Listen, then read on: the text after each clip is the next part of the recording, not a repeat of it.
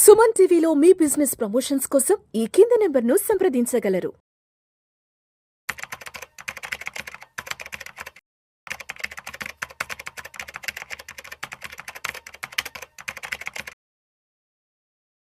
నమస్తే అండి, నేను మీ రేవంత్ చలమల. సో ఈరోజు ఒకసారి మనకి యూఎస్ టారిఫ్కి సంబంధించి, మార్కెట్ రియాక్షన్స్కి సంబంధించి, నెక్స్ట్ మార్కెట్ డైరెక్షన్స్కి సంబంధించి కొంతవరకు ఎక్స్ప్లెయిన్ చేసే ప్రయత్నం చేస్తాను. సో యూఎస్ టారిఫ్స్కి సంబంధించి ఫైనల్గా ఒక సస్పెన్స్ అయితే వీడిపోయిందని చెప్పాలి. సో కంప్లీట్గా నేను రిటాలియేట్ చేయట్లేదు, ఒక డిస్కౌంటెడ్ టారిఫ్స్ని వేస్తున్నాను అని చెప్పేసి మనకి యూఎస్ ప్రెసిడెంట్ ట్రంప్ గారు అయితే చెప్తున్నారు. మనకి దాదాపుగా ఒక 26% టారిఫ్ అయితే వేస్తున్నాం అని ఉన్నారు. కానీ తర్వాత వచ్చినటువంటి ఏదో డాక్యుమెంట్స్ ప్రకారం అది 27%గా ఉన్నట్టుగా మనకి కొన్ని ఆర్టికల్స్లో కూడా కనపడుతుంది. ఓకే, 26 or 27% టారిఫ్స్ అయితే మన ఇండియా మీద వేస్తున్నట్టుగా అయితే మాట్లాడుతున్నారు. ఒకవేళ స్మూత్గా India is my dear country, Modi is my dear friend అని మాట్లాడుకుంటూనే స్మూత్గానే నేను టారిఫ్ వేయక తప్పట్లేదు అని ఒక నేపథ్యంలో ఆయన వేయటం అయితే కనిపిస్తుంది. సో ఈ రోజు మనకు కనిపిస్తే మనకి మార్కెట్స్ ఓపెన్ అవ్వక ముందు కొంతవరకు హ్యూజ్ గ్యాప్ డౌన్, అంటే అసలు మార్కెట్ ఈరోజు రికవర్ అవుద్దా, కోలుకుంటుందా అని ఒక పరిస్థితి అసలు మార్కెట్లో ఈరోజు కనిపించింది. కానీ క్లోజింగ్ చూసినట్లయితే ప్రపంచ మార్కెట్లతో కంపేర్ చేస్తే ఇండియన్ మార్కెట్స్ అనేవి చాలా రెసిలియంట్గా క్లోజ్ అయ్యాయి. దానికి గల కారణం మనకి ఫార్మాసిటికల్ మీద టారిఫ్స్ నుంచి ప్రజెంట్ ఎగ్జామ్ట్ చేస్తారు, ఫార్మాసిటికల్ రిలేటెడ్.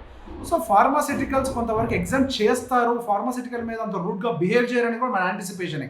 దానికల్ల కారణం యూఎస్కి India is one of the major exporter pharmaceutical point of వ్యూలో.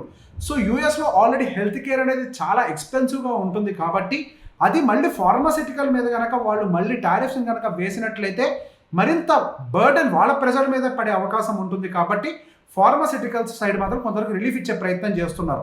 వాళ్ళ స్టాండ్ చాలా క్లియర్గా ఉంది.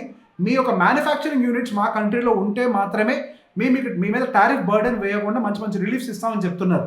కానీ ఆ మ్యానుఫ్యాక్చరింగ్ ఫెసిలిటీస్ ఎస్టాబ్లిష్ చేయడం అనేది ప్రతి ఒక్క సెక్టర్కి సాధ్యం కాదు. అదే ఫార్మాసిటికల్ విషయానికి వచ్చినట్లయితే యూఎస్లోకి వెళ్ళి సేమ్ డ్రగ్ మ్యానుఫ్యాక్చర్ చేయాలి అని అంటే అది 60 to 80% ఎక్స్పెన్సివ్గా మారే అవకాశాలు ఉన్నాయి. సో ఆ ప్లేస్ అనేది దానికి అంత అనుకూలంగా ఉంటుంది, లేబర్ ఎక్స్పెన్సెస్ అంతా కూడా చాలా ఎక్కువగా ఉంటాయి కాబట్టి. అండ్ పర్టికులర్గా ఫార్మాసిటికల్ సైడ్ వాళ్ళు అక్కడికి వెళ్ళి, మన ఇండియన్స్ కూడా వెళ్ళి అక్కడ మ్యానుఫ్యాక్చరింగ్ ఫెసిలిటీస్ పెట్టడం సాధ్యం కాదు. కాబట్టి rather than establishing a manufacturing facility they, కొత్త మార్కెట్ షేర్ని వెతుక్కొని అవసరమైతే డ్రాప్ అవుతారని ఒక భయం కూడా ఉండొచ్చు.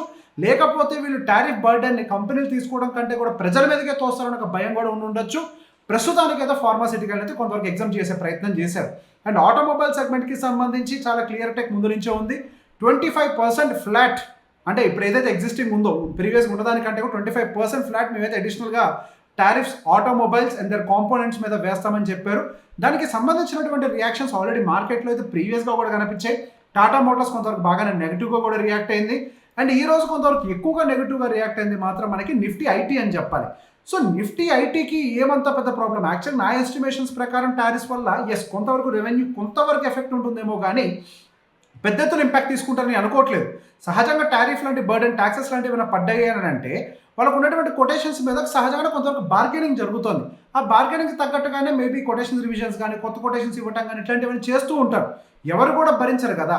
కాకపోతే ఈరోజు మనకి ఐటీ సెగ్మెంట్ నెగిటివ్గా రియాక్ట్ అవ్వడానికి గల కారణం, ఇప్పుడు కనుక టారిఫ్స్ అన్నీ కూడా ఇంప్లిమెంటేషన్లోకి వస్తే సహజంగా బర్డెన్ అనేది కంపెనీస్ పూర్తిగా తీసుకోవు, కొంతవరకైనా లేదా మొత్తమైనా కానీ యూఎస్ ప్రజల మీదకే పుష్ చేసే ప్రయత్నం చేస్తారు. దానివల్ల యూఎస్లో ఇన్ఫ్లేషన్ పెరిగే అవకాశం ఉంటుంది.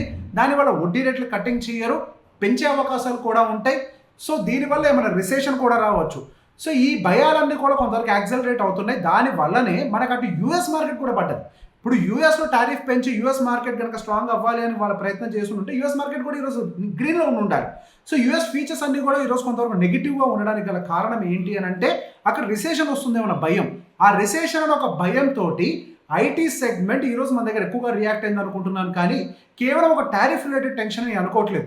ఈ రోజు మనం గమనిస్తే మనకి ఇక్కడ 2 సెక్టార్స్ మాత్రమే మనకి 1% అండ్ అబౌవ్ నెగిటివ్లో క్లోజ్ అయ్యాయి. ఒకటి auto segment 1.14% and IT segment 4.21%.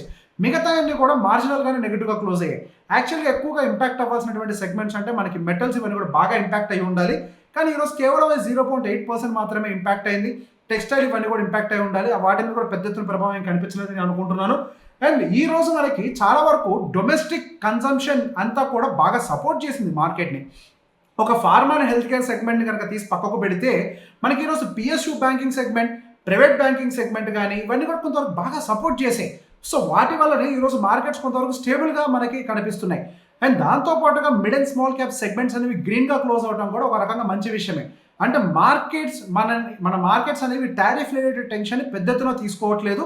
ఆ టారిఫ్ రిలేటెడ్ ప్రాబ్లం అనేది కొన్ని సెక్టార్స్కి మాత్రమే పరిమితం, కానీ అన్ని సెక్టార్స్ మీద ప్రభావం చూపిస్తుందనంటే ఒక సిచ్యువేషన్ అయితే కనిపించట్లేదు. అంటే మన మార్కెట్స్ కూడా అలానే రియాక్ట్ అవుతున్నాయి కదా, అదే నేను చెప్పడం కాదు. సో దీన్ని చూస్తున్నట్టయితే మార్కెట్స్ టారిఫ్ని పెద్ద ఎత్తున పట్టించుకోవు. మన Indian market already self consumption మీద చాలా ఫోకస్ చేస్తోంది. దాని గురించే మనకి ఆర్బీఐ రేట్ కట్స్ కూడా ఇంకొక రేట్ కట్ కూడా ప్రిపేర్ అవుతుందని ఒక యాంటిసిపేషన్ కూడా రేపు ఏప్రిల్ 9వ తారీఖు అనుకుంటా జరగబోయే ఆర్బీఐ ఎంపీసీ మీటింగ్లో ఆ అనౌన్స్మెంట్ వస్తుందేమో కూడా మనం ఎదురు చూడాలి. ఆ రేట్ కట్ కూడా వచ్చింది అని అంటే మళ్ళీ మనకి సెల్ఫ్ కన్సంప్షన్ రిలేటెడ్ సెగ్మెంట్స్ అన్నీ కూడా ర్యాలీ అయ్యే అవకాశాలు కూడా ఉంటాయి. కొంతవరకు ఒకవేళ రేట్ కట్ వచ్చింది అంటే రియాలిటీ కానీ, private banking, finance, FMCG, consumption ఇవన్నీ కూడా కొంతవరకు రికవర్ అయ్యే అవకాశాలు ఉంటాయి. సో కొంతవరకు టారిఫ్ రిలేటెడ్ టెన్షన్స్ ఏమైనా ఉన్నా కానీ మనకి సెల్ఫ్ కన్సంప్షన్ అనేది మార్కెట్కి సపోర్ట్ చేసే అవకాశాలు కొద్దిగా ఎక్కువగా కనపడుతున్నాయి. సో ఈ టారిఫ్ రిలేటెడ్ టెన్షన్స్ ఇంకా మరికొన్ని రోజులైనా కంటిన్యూ అయ్యే అవకాశాలు ఉన్నాయా అనే ప్రశ్న కూడా మార్కెట్లో కనపడుతుంది. ఎస్, మనకి టారిఫ్ రిలేటెడ్ టెన్షన్స్ మరికొన్ని రోజులు మార్కెట్లో కంటిన్యూ అవుతాయి. చైనా చాలా క్లియర్గా, స్వీట్గా, స్మూత్గా ఒక వార్నింగ్ అయితే ఇచ్చింది. మీరు వేసినటువంటి టారిఫ్స్ని వెంటనే విత్డ్రా చేసుకోండి, లేకపోతే మేము ప్రామిస్ చేస్తున్నాం మీ మీద మేము రిటాలియేట్ టారిఫ్స్ వేస్తాము అని చెప్పి. So European countries and China ఇవన్నీ కూడా కలిసి రిటాలియేట్ అవ్వడానికి కూడా కొంతవరకు ప్రయత్నం చేస్తున్నాయి. సో ఈ రోజు మన మార్కెట్స్లో గమనించినా కానీ మనకి చైనా మార్కెట్స్ కానీ, యూరోపియన్ మార్కెట్స్ కానీ బాగానే కరెక్ట్ అవుతున్నాయి. అంటే ఎక్కువ ప్రెషర్ అండ్ పెయిన్ వాళ్ళ మీద ఎక్కువగా కనపడుతోంది. ఇండియన్ మార్కెట్స్పై పెద్ద ఎత్తున ప్రెషర్ అండ్ పెయిన్ లేనట్టుగానే కనపడుతుంది. సో ఇన్ బిట్వీన్ ఇంకా అసలు మార్కెట్లో సెల్లింగే రాదా అని అంటే సెల్లింగ్ రావచ్చేమో, కానీ అది పెద్ద ఎత్తున ఇబ్బంది పెట్టేటువంటి సెల్లింగ్గా ఉండే అవకాశాలు లేవని నేను అనుకుంటున్నాను. మార్కెట్ ఇప్పుడంతా కూడా సెల్ఫ్ డొమెస్టిక్ కన్సంప్షన్ మీద ఫోకస్ చేస్తూ స్లోగా అడుగు ముందరికేసే ప్రయత్నం చేస్తుంది. సో ఇట్లా టారిఫ్లు పెంచడం వల్ల మన ఎక్స్పోర్ట్స్ ఏమైనా ఇంపాక్ట్ అవుతాయా అనేది కూడా మనం ఒకసారి ఆలోచించాలి. కొంతవరకు ఇంపాక్ట్ అయ్యే అవకాశం కూడా ఉంటుంది, కానీ ఇది మార్కెట్స్కి కొన్ని గేట్స్ను కూడా ఓపెన్ చేస్తుంది ప్యారలల్గా. సో ఎటువంటి గేట్స్? ఇప్పుడు యూఎస్ తోటి మనం ఏవైతే ఎక్స్పోర్ట్స్ అయితే బాగా డిపెండ్ అయ్యి ఉంటున్నామో, సహజంగా అక్కడ కొంతవరకు ఎక్స్పోర్ట్స్ని అవసరమైతే తగ్గించుకొని వేరే కంట్రీస్కి ఎక్స్పోర్ట్స్ చేసుకునే ప్రయత్నం కూడా ప్రతి కంట్రీ వెతుక్కుంటుంది. ఇప్పుడు అన్ని కంట్రీస్ దీంట్లో సఫర్ అవుతున్నాయి కాబట్టి కొత్త గేట్స్ని ఓపెన్ చేసే ప్రయత్నం చేస్తాయి. సో పోని హై టారిఫ్ వల్ల ఇంపాక్ట్ అయ్యేది యూఎస్ఏ, కానీ అన్ని కంట్రీస్ ఒక టెంపరీ ప్రాబ్లమ్ని మాత్రమే ఫేస్ చేస్తాయి. సహజంగా ఏదైనా యాక్షన్ తీసుకుంటే ప్రాబ్లం అనేది రెండు వైపులా జరుగుతుంది. కానీ స్లోగా రికవర్ అయ్యే ప్రక్రియలో ఆ రికవరీ కొత్త దారులను కూడా ఎంచుకునే అవకాశాలు ఉన్నాయి అనేది నా personal opinion. So going further maybe కొన్ని కొత్త దారులు ఎదుర్కొనే ప్రయత్నంలో కొత్త కంట్రీస్ తోటి కొత్త ట్రేడ్ ఎగ్జిక్యూషన్ అగ్రిమెంట్స్ కూడా జరిగే అవకాశాలు ఉంటాయి. మేబీ కొన్ని కొత్త గేట్స్ కూడా ఓపెన్ అవుతాయని నేను పర్సనల్గా బిలీవ్ చేస్తున్నాను. ఈ అనాలిసిస్ కనుక మీకు నచ్చినట్లయితే అందరికీ షేర్ చేయండి, లైక్ చేయండి. Thank you very much.